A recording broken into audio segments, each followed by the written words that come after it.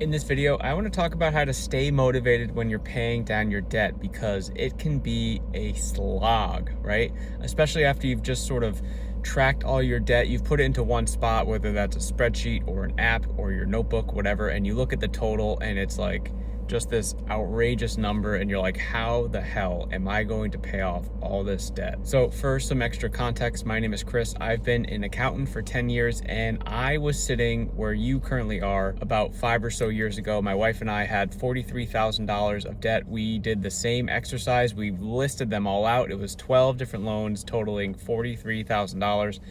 And we're like, how the hell are we going to pay it off? We ended up paying it off in just about a year. So I want to go through sort of that process, how we managed to do it, what our strategies were, how we stayed motivated throughout the process. And hopefully it helps you to, stay motivated and keep encouraging yourself and keep hitting your financial goals. So yeah, about 5 years ago, my wife and I were like, enough is enough with this debt. Like, we have to get rid of this now. We were planning on having kids, and we just didn't want to feel like we were strapped financially or just struggling or anything like that. Like, we wanted to be in control of our finances and move some of that money that we were paying towards our debt to other financial goals that had bigger and better values of growing wealth for us and eventually our kids, right? So we put together this rinky-dinky spreadsheet. It had all of our loans and the totals that were left, and then just basically a monthly column, January, February, March, April, and we just tracked how much we had after we made our payments every single month. I have actually a much better debt payment calculator that I've created since then, and that's actually down in the description of this video if you're interested at all. But since this was such a priority for us, we scheduled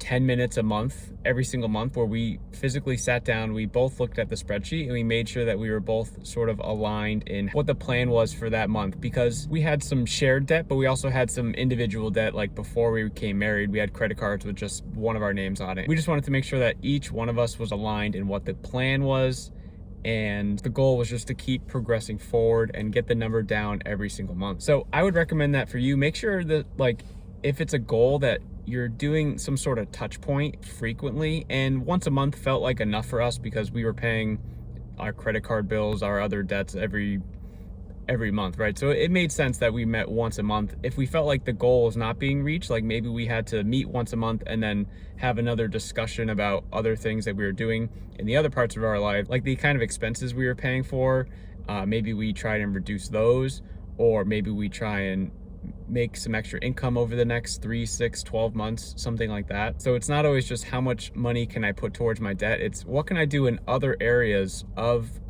our personal finance to help assist this financial goal. And the strategy that my wife and I sort of came up with was, we had, again, the 12 loans, and about 4 or 5 of them were $1,200 or less.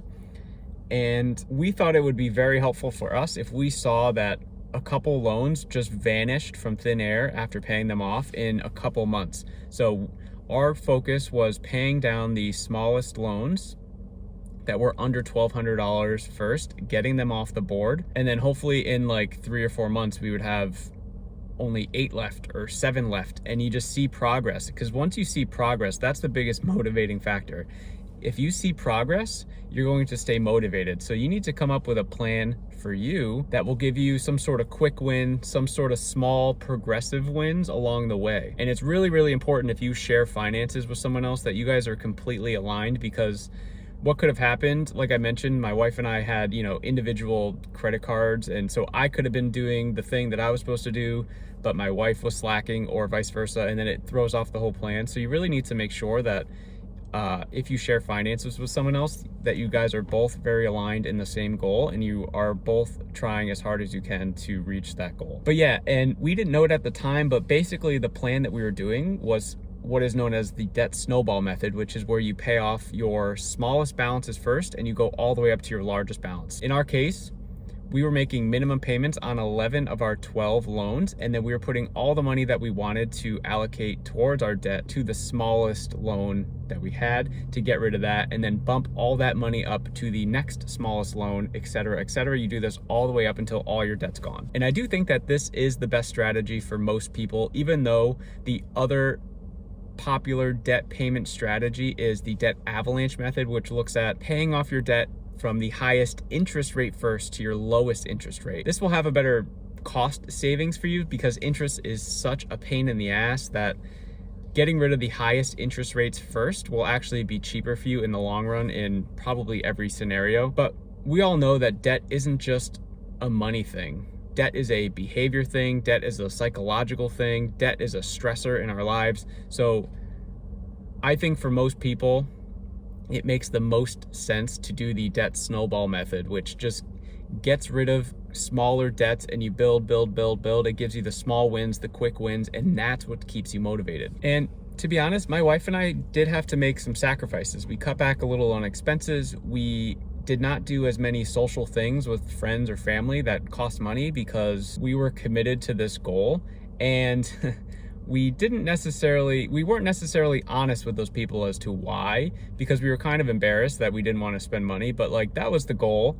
And looking back, like we should have just been honest, and who cares? Like if people judge us, they judge us. But we were throwing as much as we could at it. And at the end of the year, like we both got little small bonuses. So stuff like that, we just boom, automatically that would just go to debt. Any extra money or just anything we had left around, that went to debt. So at the end of the month, after our regular expenses, say we were planning on paying off $1,000 a month for debt, whatever the thing was. If we had an extra $500 in our account, then that went immediately to debt. And the best way to do this is if you're using the zero-based budgeting strategy, which basically means that every dollar that comes in has a purpose and you send every single dollar out. So it's not like, hey, I made $3,000 of income this month, but I'm only spending $2,500 in total. It's no, I made $3,000 of income.